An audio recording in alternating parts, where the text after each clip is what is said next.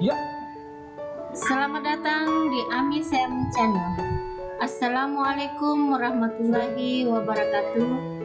Semoga kita semua tetap dalam lindungan Allah Subhanahu wa Ta'ala. Perkenalkan, saya Siti Aminah, staf pengajar kimia pada MAN Flores Timur.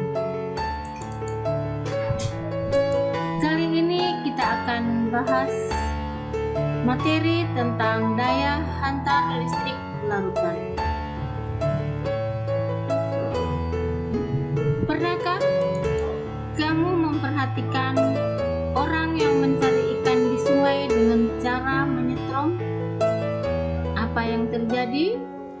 Ternyata di sekitar alat setrum tersebut tiba-tiba muncul banyak ikan yang mengapung. Mengapa ikan-ikan di sekitar alat penyetrum bisa mati? Apakah air sungai dapat menghantarkan arus listrik? Olehnya itu, mari kita menguak misteri aliran listrik dalam larutan. Tujuan pembelajaran kita kali ini adalah menganalisis sifat larutan berdasarkan daya hantar listrik.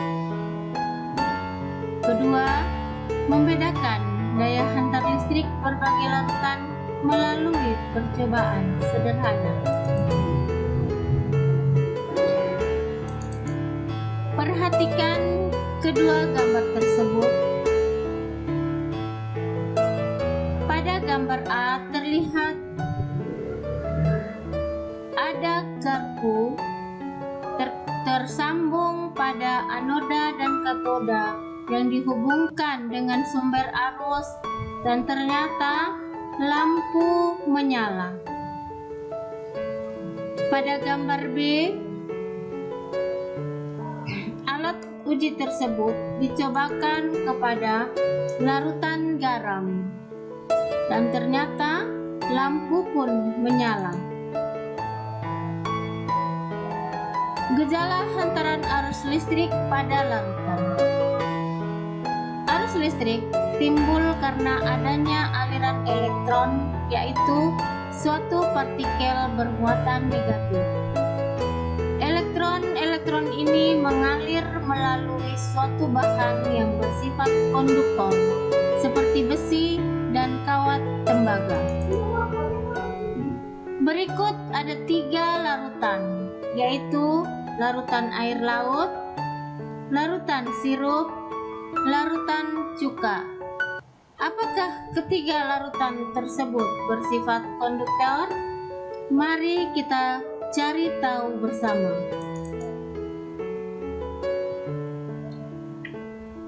Pada alat uji elektrolit yang digunakan dalam percobaan kita kali ini adalah gejala yang diberikan oleh larutan yang dapat menghantarkan arus listrik adalah lampu menyala, dan kedua, timbul gejala pada gelembung gas.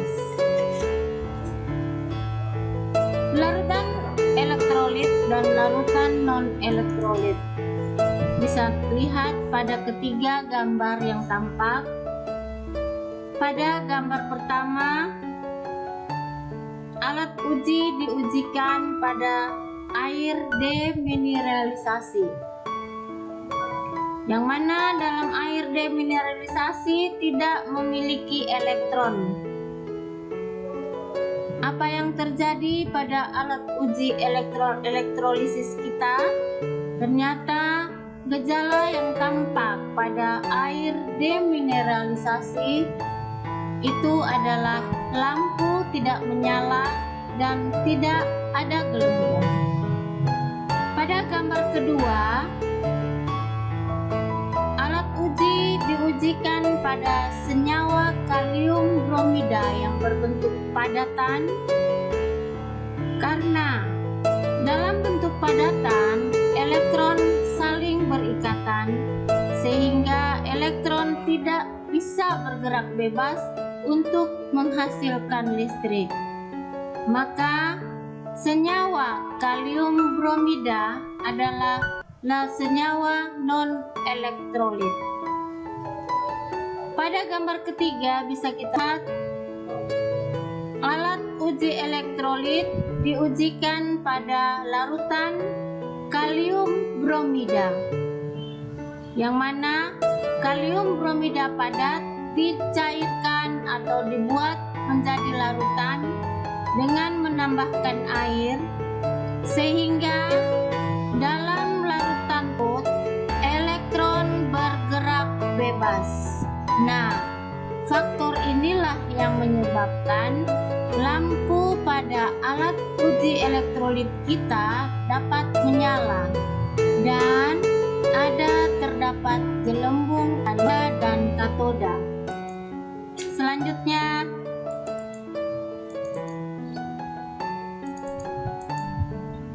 dari hasil percobaan kita dapat kita lihat bahwa larutan terbagi atas dua berdasarkan daya hantar listriknya.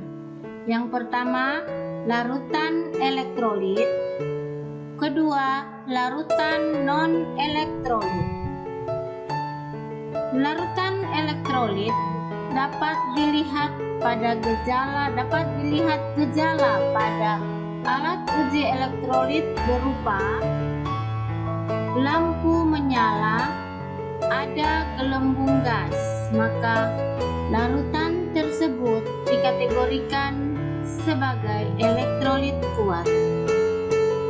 Selanjutnya, apabila pada alat uji elektrolit gejala yang nampak berupa lampu tidak menyala dan ada gelembung gas, maka larutan tersebut dikategorikan sebagai larutan elektrolit lemah.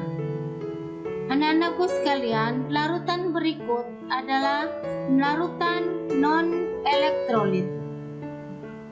Untuk larutan elektrolit, seperti contoh kita tadi, pada air demineralisasi dan pada senyawa kalium bromida dalam bentuk padatan, itu gejala yang tampak pada alat uji elektrolit berupa lampu tidak menyala dan tidak ada gelembung, sehingga bisa kita simpulkan bahwa air demineralisasi dan senyawa kalium bromida dalam bentuk padatan ataupun lelehan bersifat non-elektrolit.